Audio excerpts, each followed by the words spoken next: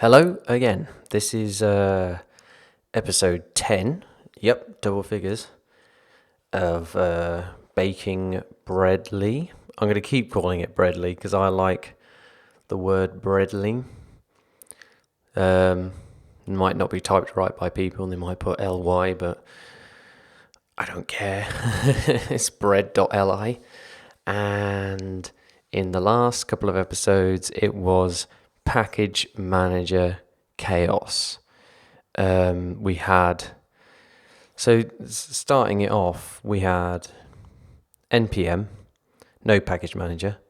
We also had Bower. We also had Gulp, which kind of goes hand in hand with Bower and NPM. And then I tried putting in Bourbon for all my mixins and sass, and it did not play nice with NPM, Bower, or Gulp. None of them played nice initially. Like, you can bring them in with Bower, but you don't get much else in terms of help. You are meant to put them in and you're on your own. It just became really difficult, and I thought, well, let's take a look at gems.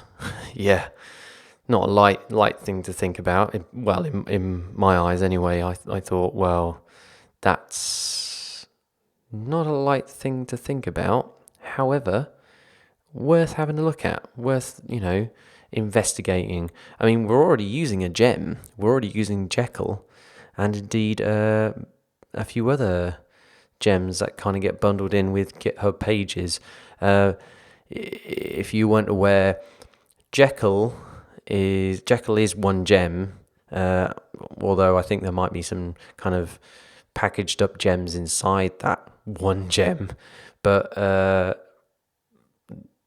GitHub also have GitHub pages, which is also a gem, and that has Jekyll and Sass conversion in there, and sitemap generation, like a few things that it kind of builds in there. And so those are all gems, and we're using gems to build the website. We're using that to take all the files and convert them into HTML, CSS, all that kind of la-di-da stuff, and put them in the right directories and stuff. So we already are using gems, so it kind of makes sense to add some more gems in. And then I went on a bit more of a tangent on conceptually, like, how do I use all these package managers together? NPM and Bower and Gulp, indeed, are all managers where the files are like taken from the creator, well, let's let the repo, let's say, and dropped into your project. So it's like downloading it and literally just chucking it into the project.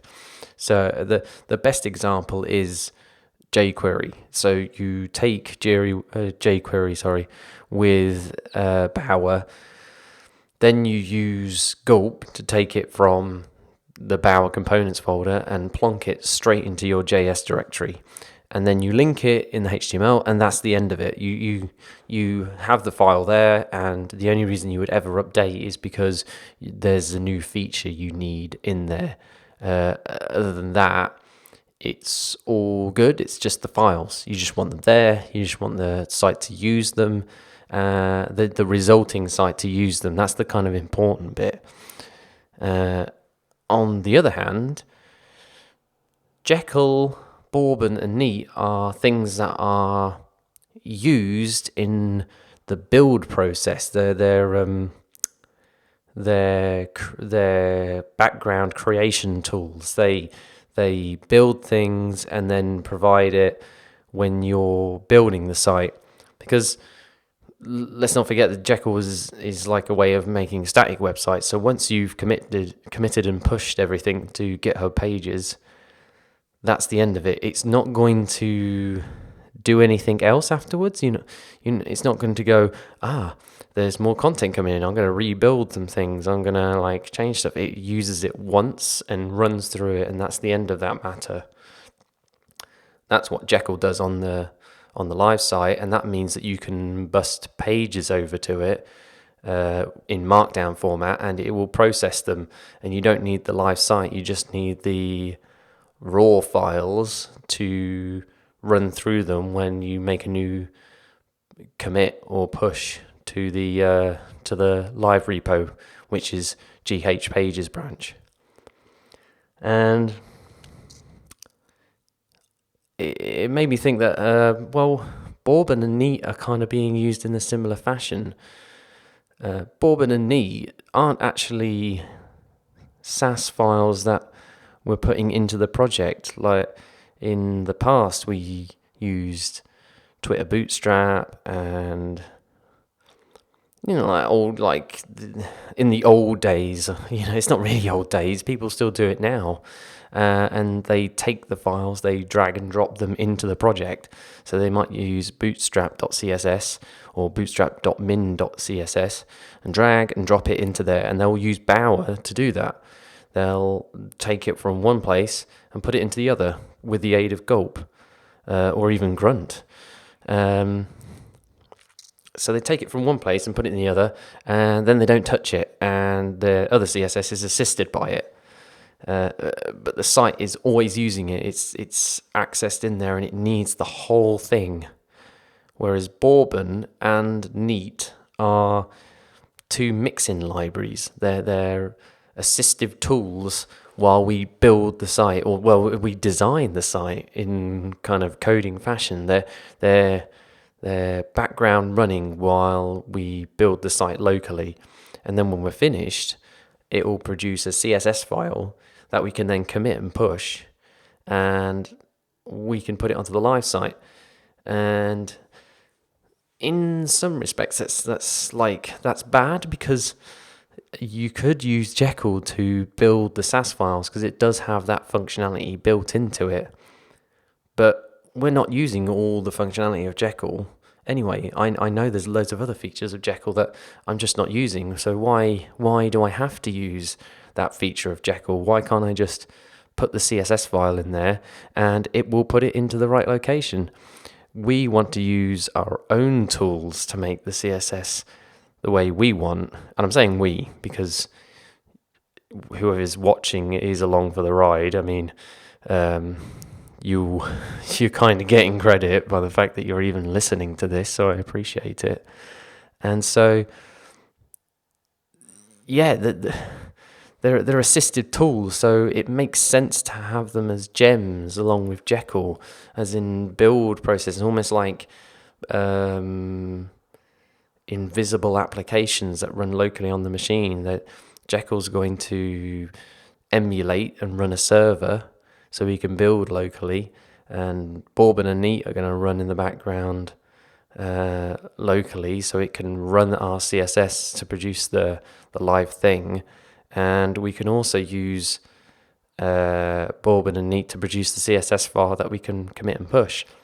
And we can still commit and push it will be an SCSS file, not a SAS file, but a .scss file. And that will go into the directory that will get ignored, and we'll then use another gem, SAS, I believe, that will convert our .scss file. Got to be very careful with this because they do overlap each other incredibly so, and we're going to use the other gem for that to process our CSS into a final file. So that's another gem we've got going on there, and that won't be on the live site. That won't be a running thing. The only thing that we will need, the core one, is the is Jekyll. Is Jekyll to just do it. That's all we've got. That's all we need, because the CSS file is done. The npm and Bower stuff will be done. It will all be there, and we're doing quite similar to what we're doing with npm and Bower by dropping in the final file in there.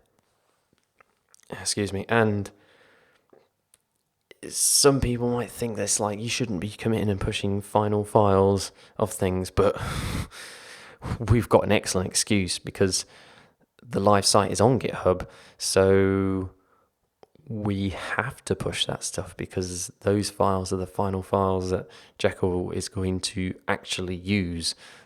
That's the only thing that's running on there, and that's the only thing we need. So yes, enough chatter. 10 minutes of chatter there. There was hopefully that kind of explained a bit of my theory to you, and indeed that I did go off on a tangent and explore a little bit of gem after my last video, which I just pushed up. I just put up episode 9. I put episode 8 on today at around lunchtime, and that was the first of these 2-part package manager craziness. And I suppose this is the kind of conclusion, a kind of part 3, but really we know what we're doing now.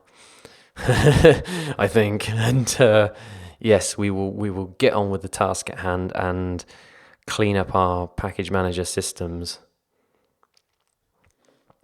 And in fact, I need to turn on my do not disturb so I don't get any hassle from people. Anyway, right. So what I did was that. Oh, that's the pull request for episode 9, and there've been a few other pull requests. Let me just show you the closed ones quickly. I pushed up episode 8, and in doing that, I had to put in the load of things that we'd done on the master, which I hadn't put to the live one. And one of the problems was, or one of the things that I did push up was the imports, which Jekyll could not do because it didn't have Bourbon and Sass. It didn't have Bourbon, Sass, or Neat available. And if we look at the files changed, you'll see that it's the import files which it cannot locate. There is the bitters and base one, which it would have done fine, but these two would have just would just break the site, and it wouldn't know what to do with it. So there's the Sass conversion kind of struggled with it. So I got rid of them, and that was fine. And I did just pull it down. I did just pull down GitHub Pages and master. So yes, and then I kind of went on a personal exploration thing. We created this issue, and then I kind of continued on with the thought process and thinking about it more like the gems list and the NPM list of like all these dependencies and how they all work together in my theory. And then I created this final to-do list. And the first thing is to create a gem file. The second thing is to add the following to it, and that's Bourbon, Neat, Sass, SCSS processing, and Jekyll. And these gems will run locally, and the only one that we will need on the live site is Jekyll. And that is fine because GitHub Pages comes with Jekyll. And that's it, really. That's the simple thing about the gem stuff. That's all there is there. So that's fine. And then we can document the gem commands. And this is the one for Sass. So you can see it's got a similar kind of thing. I'm sorry, the screen is so small. Maybe that's a bit better. We've got Sass watch, and then we've got the file we want to look at and the file we want to produce. So we can put it in the SCSS directory, which will nicely get ignored by Jekyll because of the prefix underscore. And then the resulting one we go into CSS, the CSS directory, and create styles.css, which is perfect. And then we've got obviously the Jekyll serve -- watch, so we can build the site or simulate it locally, which is what the real kind of thing is there. And then we've got revise package.json, but not package.json, package.json, which is our NPM one. So we want Bower, Gulp, and then Bower main files or main Bower files. And this one will bring in our dependencies, our static dependencies, shall we say. So our HTML5 shiv.js, maybe jQuery, some other plugins that I know of. There's Jekyll search option, which I've used now on my previous project, and it works really well. Simple Jekyll search, that's what it's called. And we will then use Gulp to put it in place, and that will be done with npm once again. So we'll also need to find out what the main files are of those, so we can pick them out and plonk them in. And then bower.json will be our management for the physical files. So we've got one that's HTML5 shiv, and then finally we've got amend gulp file.js. So we just need a single task to put our JS files into the JS directory using the default gulp command. And that's perfect because the only things we're pulling in is JavaScript. We could be using, we could be pulling in Sass files into the SCSS folder. And we could be putting more JavaScript into the JavaScript folder, and goodness knows what, but it will be. They will be functionally independent. We won't be resourcing from them. The only thing that we'll be resourcing from it is the actual live site. So we won't be picking out things and then using it and literally mixing it in. We won't be doing that. So we've kind of got two sides of the coin here. We've got static file management. So these are the files that are statically produced and then dropped in, and then that's the end of that. And then we've got live application runtime stuff. So these will run constantly and help us to produce files as well as produce the simulated site. So it is complicated, probably too complicated maybe, but I can kind of see the logic in them. I can kind of see why we have got them there. And what I'm going to do is I'm going to put this to that side, and we are going to tick these off as we go along. And I did make this branch. If you see, I make Ruby gems conversion. Let me clear. If I do that, you can see that at the top. Ruby gems conversion branch, and if we do git status, we'll see that we've still got the gem files that I produced last time. I would ideally like to kind of get rid of these files and then kind of manage this cleanly. So I'm thinking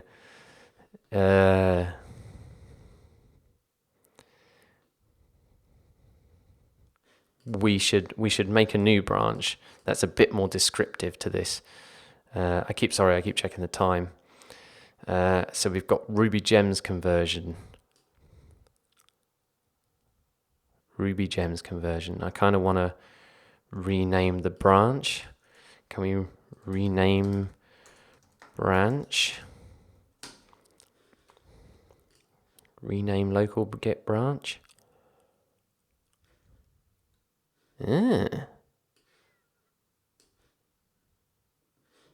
That's cool. So we can do get branch. So that's our branch command, and then M for modify, and the new name will be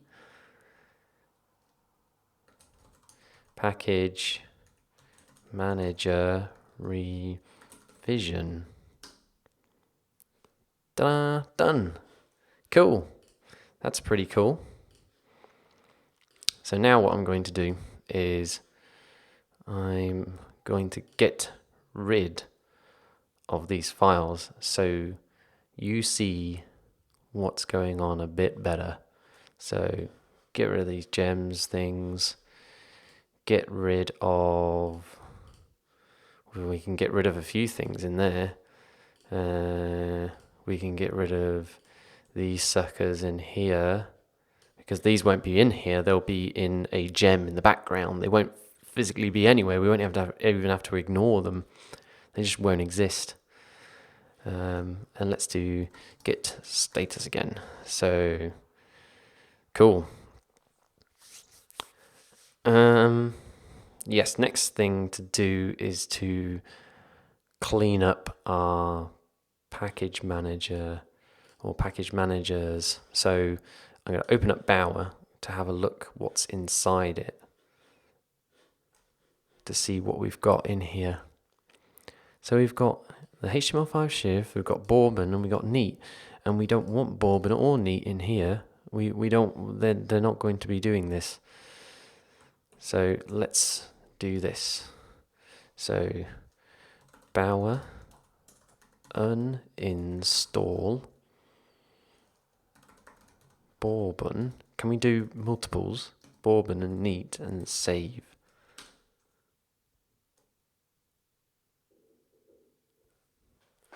Boom. Cool. So they're gone. That's the cool thing about package managers. They're quick to be added and taken away. So let's have a look in our gulp file now. Let's have a look in here. And we've got a few. We've got gulp, we've got gulp rename, we've got main Bower files, and gulp filter. Now, the only ones we actually need are gulp and main Bower files, as we check on our list, which we need to tick off. We do need to tick off. We need to tick off the items in here. So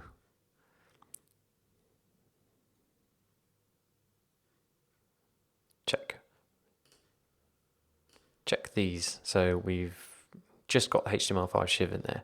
Cool. So I'm going to do git status, and I'm going to git changes not staged for commit.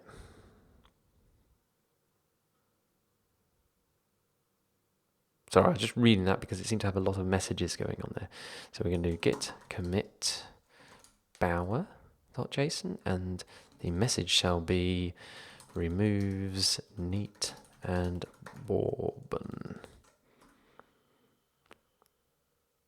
Oh, wait. Git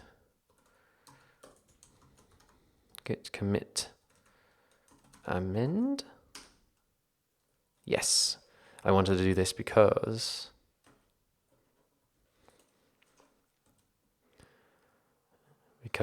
I wanted to add this commit hash, which is hash 15, and no, that was that tab. I accidentally closed the tab. Hash 15. So we're going to then escape colon WQ, and we've amended our message so then it will reference this issue as we go along. Now we need to check out our gulp file and remove the appropriate things. So I want to do this. I want to npm uninstall gulp rename and gulp filter. And the reasons we're getting rid of these is because gulp rename just renames the file to whatever we want it to, and we don't even need to do that because, for example, HTML5 shiv can just stay as HTML5 shiv, and excuse me, and what else? Gulp filter filters out the different file types. We may need that at a later occasion, but we don't need it now because we're just dealing with JavaScript. And I've got a feeling that I will probably be using these for just JavaScript because, like I've said before, I am not very good with JavaScript, and this is a great way of bringing in dependencies that I don't have to touch. And it's kind of perfect for my workflow and perfect for my skill set. So why not? So let's just check what we have. So Bower, gulp, and main Bower files. So cool. So npm uninstall these two, And that is done. They're gone. They're gone. So let's check our package.json file to make sure everything's a-okay. Yep, just these three. We've got our URLs and things like that. This is something we will need to come back to. Test. And tests are coming up in one of these videos. I've been told some very cool stuff about Travis, which is a way of testing sites to make sure it's a-okay to deploy. And I got very interested by it, so I'm hoping to kind of put that into a separate video. Okay, we're 25 minutes into our cleanup process. And once we've removed those two, so rename and filter, we need to get rid of these in here. And we can get rid of this. And I'm going to change this to default tasks so we've got everything going on here. And we don't need a pipe.js filter.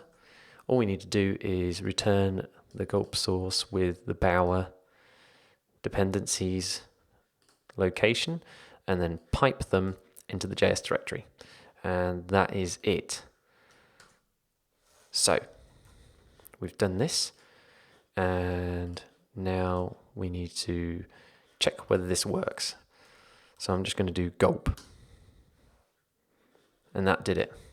And the time that that file is updated is 2 minutes to midnight, and that is correct. It is 2 minutes to midnight. Yes, it is very late, but somehow I've got the energy. So let's have a quick mosey around to check how stuff is. We've got stuff going on in here, which is very cool. We've got Bower components, which is very tidy. CNAME record.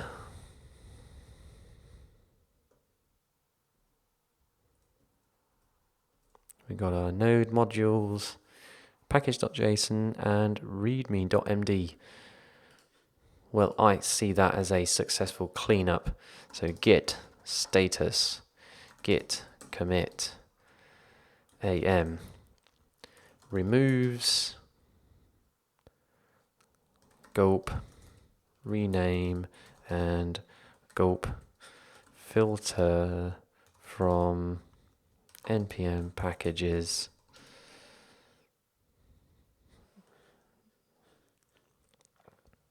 And then we need to put the commit hash. So hash 15. Cool. So we're all cleaned up on here. We're all cleaned up. So we need to push this. We need to push this branch, and we need to push this not to the master. We need to push it to its own branch. So with that, we copy this. I'm literally copying it with Command C, and then I do git push origin. Origin is the repository, the whole entirety of it, and then the branch after it. So we're going to push it to a new branch, and it's going to create an upstream, hopefully, which will mean that I can just do git push and pull, and it will pull those things in. It will just link itself to that branch. So counting objects, delta compression, compressing objects, writing objects, new branch. So I believe it's created one. So if I do git pull, there is no tracking information on the current branch. Please specify which branch you want to merge with. See git pull 1 for details. If you wish to create tracking information for this branch, you can do so with this command nicely. So we shall put that there and then get our branch. And we're going to create an upstream. Git branch set upstream. So this is going to change the settings of the branch. So that's done. already up to date. Git push. Everything is up to date. So that's set that locally. So this branch is now associated with the package manager revision branch. Have I spelled revision correctly? Yes. Let's just refresh this. And we've got our commits in here. So we've amended our gulp file. We've revised these. We've not documented these gem commands, but we still have yet to create a gem file. And a gem file is very much like a package manager thing. And we're going to do this with bundler, which I believe actually should be added to the list of package managers or gem files. So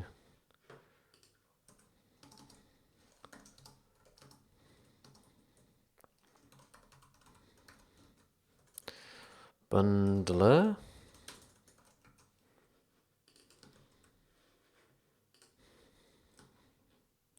Cool. So gem bundler. Bundler. The best way to manage your application's dependencies. Bundler provides a consistent environment for your Ruby projects by tracking and installing the exact gems and versions that are needed. Bundler is an exit from the dependency hell and ensures that gems you need are present in development, staging, and in production. Starting work on a project is simple as bundle install. Getting started. Getting started with Bundler is easy. Open a terminal window and run this command. Now, I've already done this, but I'm going to do it anyway. So, gem install bundler. It doesn't need to do this really because I've already installed bundler from yesterday when I was testing it out and just kind of playing around. So it's installed. I think it's just overwritten the previous one. And we also need to specify our dependencies. So we need to create a gem file. I wonder if I can do bundler init. Writing a new file to... Cool. It did work. It's created a gem file. And this is literally no file format. It's a text file, a sample gem file. Gem, Rails.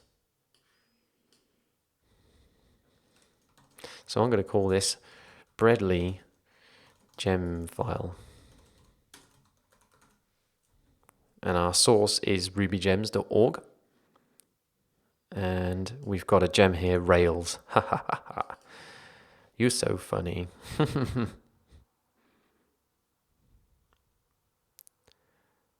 And I'm just reading down here, specify the dependencies. So let's take a look at our list again. So I'll come back to Bourbon. I'll come back to Bundler, sorry. Bourbon is on our list. And so is Neat. And so is SCSS.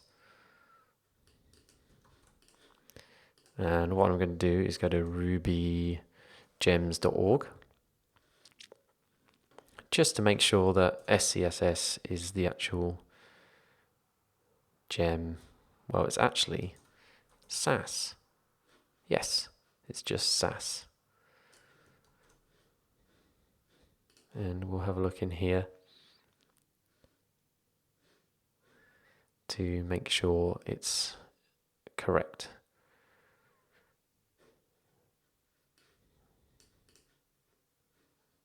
So SAS and SCSS just to me seem to be in the same world. Yeah, cool. Okay, so Sass. What else have we got? Jekyll. Good old Jekyll. In fact, Jekyll should be at the top of the list. Jekyll, then probably Sass, and then Bourbon and Neat will come concurrently afterwards. I'm guessing Bundler we don't need to install because that is the thing that we will need to install this in the first place. So we've got a kind of paradox loop there. You'll need to install Bundler to install Bundler. So maybe we don't need them.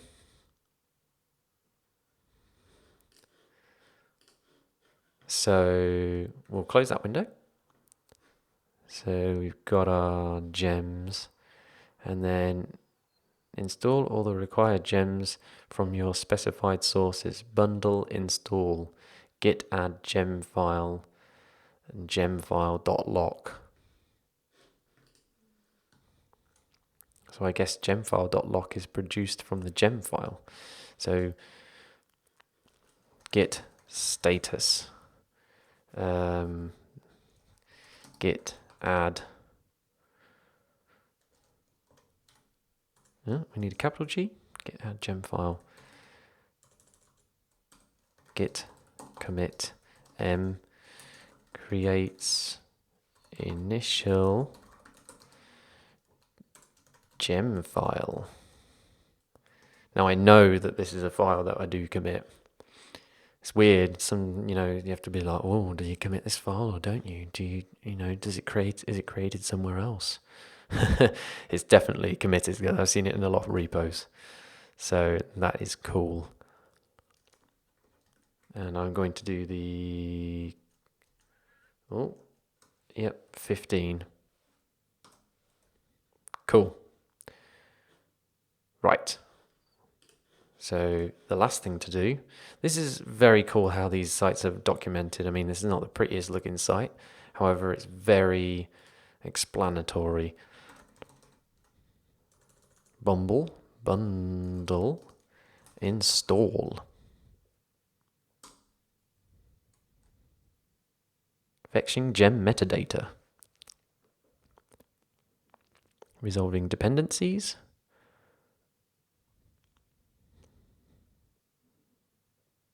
Your bundle is installed. Use bundle show gem name to see where a bundle gem is installed. So let's just do that for fun. Bundle show neat. So that's installed in my machine's like Ruby environment, or I think that's what that is, RBENV. And it's just installed on my machine. So it's almost like a hidden application. So let's do git status again. And we've got a gemfile.lock. Let's have a look in it. Let's see what it looks like. I'm assuming it's some kind of crazy encrypted thing. Yes, this is like our JSON file. This is like package.json, and it's got everything going on in here.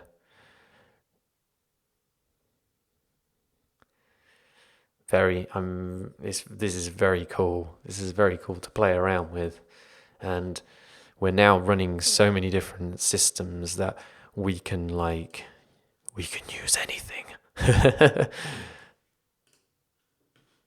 SAS.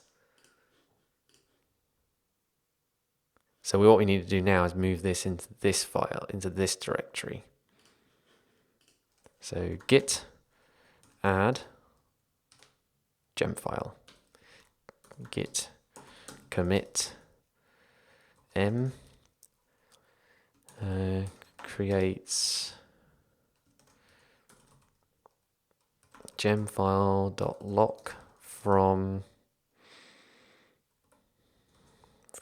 gem file, or from bundle installation.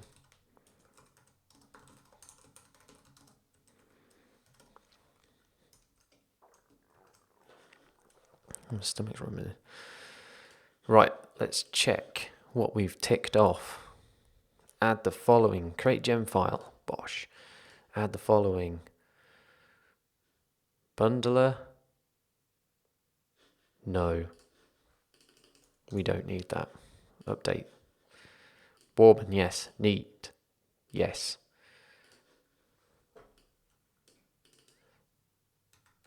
Sass, yes. Jekyll, yes. Document commands, no. Ooh. Git, push. So let's push our stuff to that branch. Okay, we're ticking off stuff here. I kind of want to quickly do a test run.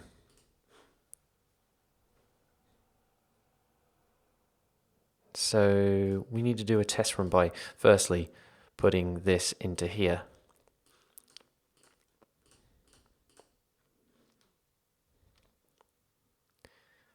So we've got Bourbon and Bourbon neat. So let's quickly check the Bourbon website, because there's an installation method and what the import is, because a non-Rails app, we've installed Bourbon, and we need to do sass watch and this. Okay. Let's run some commands. Excuse me, I'm tabbing through things and not really thinking. So let's try this command. So SCSS directory, we've got a sass directory. Let's check the Jekyll website to make sure we're not conflicting with that sass directory that they watch for us. So we need to check assets, and we need to check which directory it's going to be hinting for. The sass directory, if you are using sass,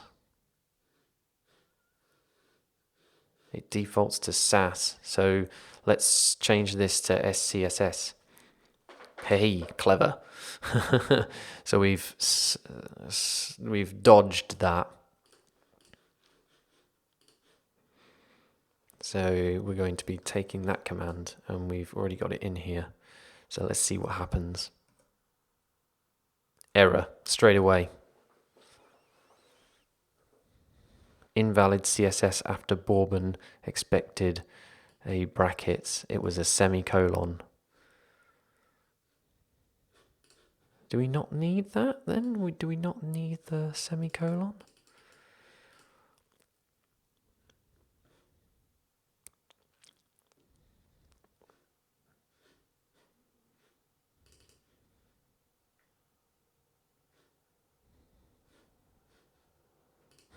Maybe we don't need them.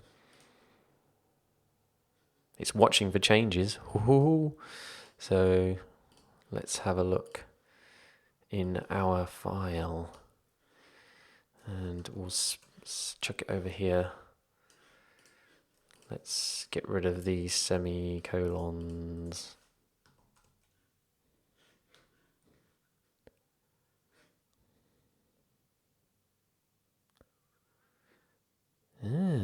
Interesting.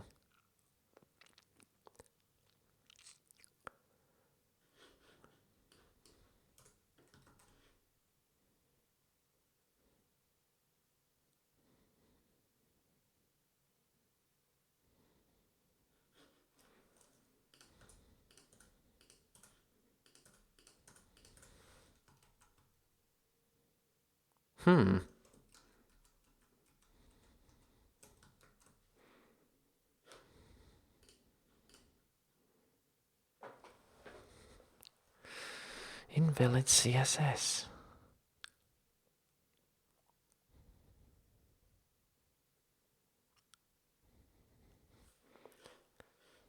How weird.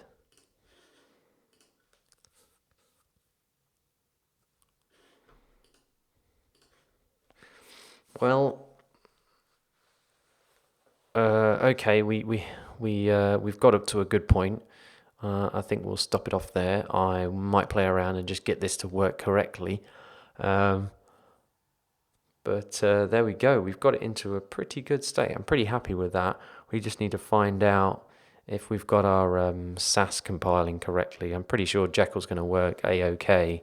We just need to figure out why it's not understanding our styles.scss file.